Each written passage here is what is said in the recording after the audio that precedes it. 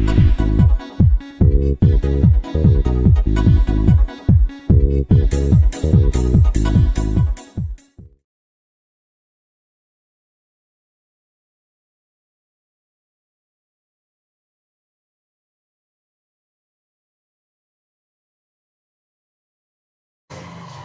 मित्रों, नान अकेडमी की online class में एक बार फिर से आपका मैं स्वागत करता हूं।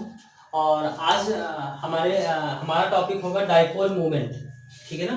पिछले वीडियो में हमने बहुत कुछ इलेक्ट्रोस्टैटिक्स के बारे में पढ़ रखा है। पोटेंशियल निकालना, वर्क डन निकालना, पोटेंशियल एनर्जी निकालना, ढेर सारी चीजें पढ़ रखा है। और आज की इस वीडियो में हम पढ़ेंगे डाइपोल मूवमेंट। ये डाइपोल मूवमेंट क्या चीज होती है, ठीक है ना।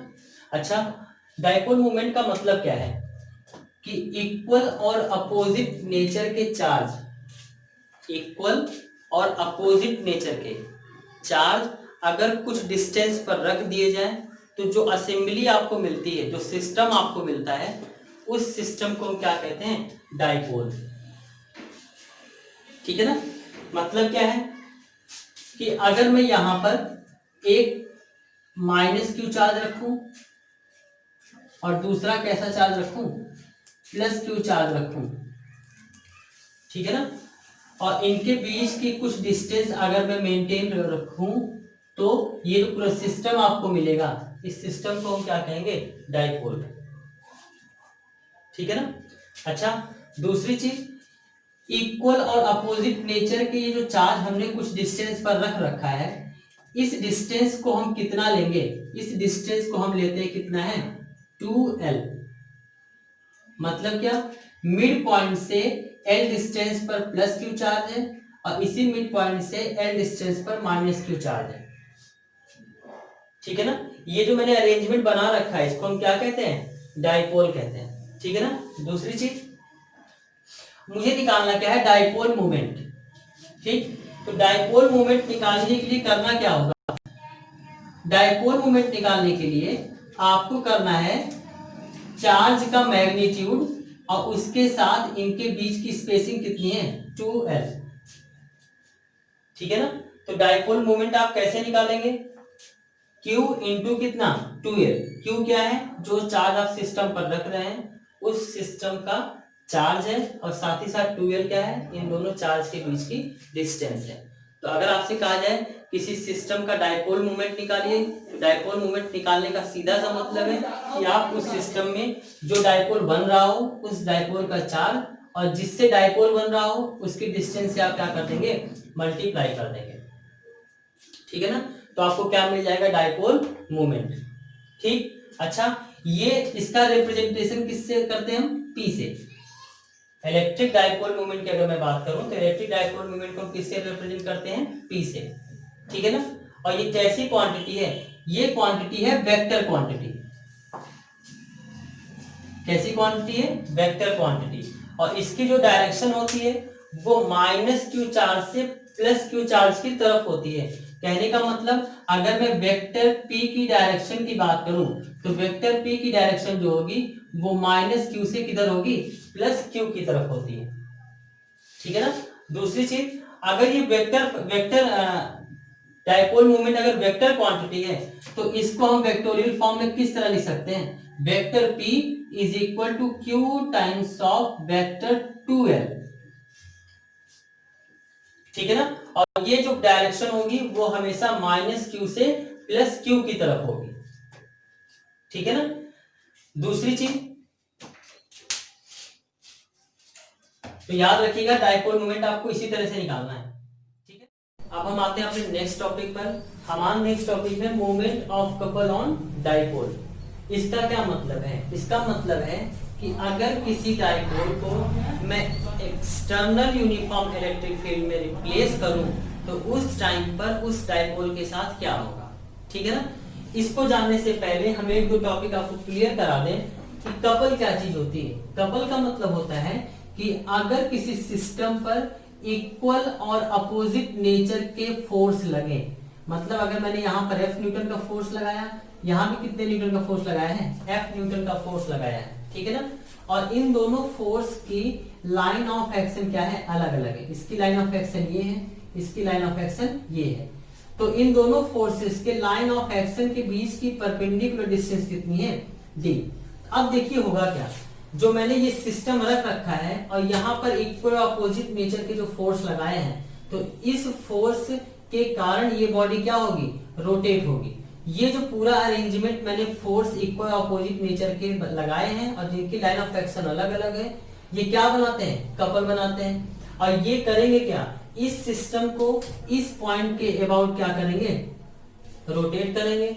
जब रोटेट करेंगे तो उसमें क्या आएगा, मूवमेंट आएगा, ठीक है ना।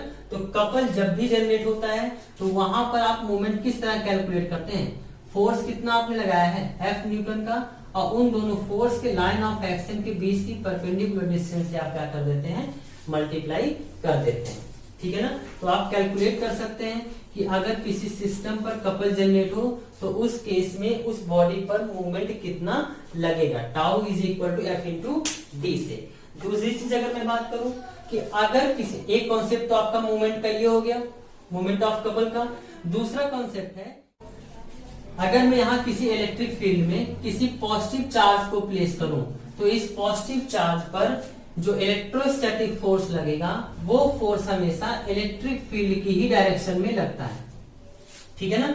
ऐसे ही अगर इस इलेक्ट्रिक फील्ड में मैं किसी नेगेटिव चार्ज को प्लेस करूं तो इस नेगेटिव चार्ज पर जो फोर्स होगा वो इलेक्ट्रिक फील्ड के अपोजिट डायरेक्शन में लगेगा, ठीक है ना। इन दोनों कॉन्सेप्ट का इस्तेमाल हम करेंगे movement of couple on dipole when placed in external uniform electric field, ठीक है ना। तो दोनों कॉन्सेप्ट आपको अगर क्लियर हो गए हो तो मैं आगे बढ़ता हूं। अब मैं करूंगा क्या, मैं एक यूनिफॉर्म इलेक्ट्रिक फील्ड लूंगा, मैंने एक यूनिफॉर्म इलेक्ट्रिक फील्ड ले रखी है, ठीक। इस यूनिफॉर्म इलेक्ट्रिक फील्ड में हम करेंगे क्या, एक डाइपोल को रखेंगे। हमने एक डाइपोल रखा है, हमारे पास एक डाइपोल है, ठीक। यहां पर चार्ज कितना है, -q, यहां पर चार्ज कितना है, +q।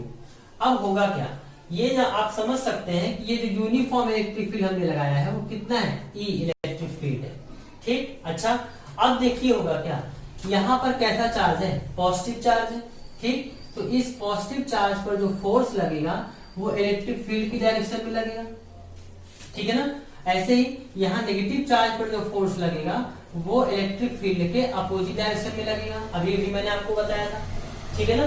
दूसरी चीज, कितना फोर्स लगेगा, आपने पढ़ रखा है E is equal to F by कितना होता है, Q। तो यहां से अगर मैं फोर्स की वैल्यू निकालूं तो कितना आएगा, E इंटू Q, ठीक है ना। कहने का मतलब यहाँ पर फोर्स कितना लगेगा, Q इंटू E, किस डायरेक्शन में, टुवर्ड ईस्ट डायरेक्शन में। ऐसे अगर मैं यहाँ पर बात करूं, यहाँ पर भी फोर्स कितना लगेगा, Q इंटू E लगेगा, मगर किधर लगेगा, वेस्ट डायरेक्शन में। कहने का मतलब इक्वल मैग्नीट्यूड के फोर्स हैं, किसी सिस्टम पर लग रहे हैं और जिनकी लाइन ऑफ एक्शन क्या है, अलग अलग है। लाइन ऑफ एक्शन इस वाले फोर्स की कौन सी है, ये इसकी लाइन ऑफ एक्शन है, इस वाले फोर्स की लाइन ऑफ एक्शन कौन सी है, ये है। कहने का मतलब इन दोनों फोर्सेस की लाइन ऑफ एक्शन क्या है, अलग अलग है। तो होगा क्या, ये बॉडी इस पॉइंट के अबाउट रोटेट करने के लिए अब तैयार है, ठीक है ना। अगर ये बॉडी रोटेट करने के लिए तैयार है तो इस बॉडी का अपना क्या होगा, मूवमेंट होगा, हमें उस मूवमेंट को कैलकुलेट करना है, ठीक है ना। इन दोनों चार्जेस के बीच की डिस्टेंस आपको मैंने बता रखा है कितना है, 2l है। और ये जो डाइपोल है ये इलेक्ट्रिक फील्ड से कितना एंगल बना रहा है, थीटा एंगल क्या कर रहा है, बना रहा है, ठीक है ना। अब हमें निकालना क्या है, मूवमेंट। अब तो आप निकाल सकते हैं, मूवमेंट निकालने के लिए आपको दो चीजें चाहिए, एक तो वो फोर्स चाहिए जो सिस्टम पर लग रहा है, ठीक। दूसरा, इन दोनों फोर्स के लाइन ऑफ एक्शन के बीच की परपेंडिकुलर डिस्टेंस चाहिए। ये परपेंडिकुलर डिस्टेंस अगर मैं d मान लूं तो यहां पर जो कपल बनेगा तो कैसे बनेगा, tau is equal to force कितना है आपका, Q इंटू कितना है, E इंटू उनके बीच की परपेंडिकुलर डिस्टेंस कितनी है आपकी, d है, ठीक है ना। तो यहां से अगर मैं d निकालूं तो ट्रिग्नोमेट्री आपने पढ़ रखा है, तो ट्रिग्नोमेट्री में आपने क्या पढ़ रखा है, अगर मैं sine theta is equal to करूं तो परपेंडिकुलर अपॉन हाइपोटेन्यूज तो क्या हो गया, d अपॉन 2l। तो यहां से अगर मैं डिस्टेंस निकालूं तो ये डिस्टेंस कितनी आएगी, 2l साइन थीटा, ये आएगी, ठीक है ना। अब मैं इस d की वैल्यू यहां प्लेस कर सकता हूं, तो यहां पे ओवरऑल मूवमेंट जो आएगा टाउ इज इक्वल टू कितना आएगा, Q into E into 2L sine theta, ये चीज आएगी। अच्छा अब क्या होगा, यहां पर जरा ध्यान दीजिएगा, ये आपका Q इंटू 2L क्या है, Q इंटू 2L आपने पढ़ रखा है, क्या है, डाइपोल मोमेंट है। तो यहां से टाउ इज इक्वल टू मैं लिख सकता हूं P E साइन थीटा, लिख सकते हैं, tau is equal to P E sine theta, लिख सकते हैं। अच्छा कहने का मतलब जब किसी डाइपोल को आप external electric uniform electric field में रखेंगे तो उसका डाइपोल मोमेंट कितना होगा, या पर मोमेंट ऑफ कपल कितना होगा, tau is equal to P E sine theta. ठीक, अब आपसे मैं कहूं ये बताइए मैक्सिमम टाउ कब होगा। तो आपको पता है किसी भी डाइपोल का डाइपोल मोमेंट कांस्टेंट होता है, आपने यूनिफॉर्म इलेक्ट्रिक फील्ड में रखा, ये कांस्टेंट है, डिपेंड करेगा इस साइन की वैल्यू पर। ठीक, अगर मैं कहूं ये टाउ मैक्सिमम चाहिए, उस केस में इस साइन थीटा की मैक्सिमम वैल्यू होनी चाहिए, और साइन थीटा की मैक्सिमम वैल्यू कितनी होती है, 1, और कितने एंगल पर होती है, at theta is equal to 90 होता है। अच्छा अब जरा ध्यान दीजिएगा, यहां पर अगर मैं टाउ मैक्सिमम की बात करूं तो टाउ मैक्सिमम कितना आएगा, P इंटू कितना E। अब यहां से आप एक रिजल्ट निकाल सकते हैं, किसी डाइपोल को जब मैं एक्सटर्नल इलेक्ट्रिक फील्ड में रखूं तो मैक्सिमम मोमेंट ऑफ कपल कितना होगा, टाउ मैक्सिमम कितना होगा, P इंटू E। और किस केस में होगा, जब ये डाइपोल इस इलेक्ट्रिक फील्ड के क्या होगा, परपेंडिकुलर होगा, उस केस में डाइपोल मोमेंट क्या होता है, या मोमेंट ऑफ कपल कितना होता है, मैक्सिमम होता है, और कितना होता है, tau maximum is equal to P into E। ठीक है ना। तो ये ओवरऑल किसके लिए था, moment of couple on the dipole when placed in uniform electric field. ठीक है ना। इस टॉपिक से रिलेटेड अगर आपको कोई भी प्रॉब्लम जनरेट होती है तो आप कमेंट सेक्शन में जाके अपनी प्रॉब्लम को पूछ सकते हैं। Thank you so much.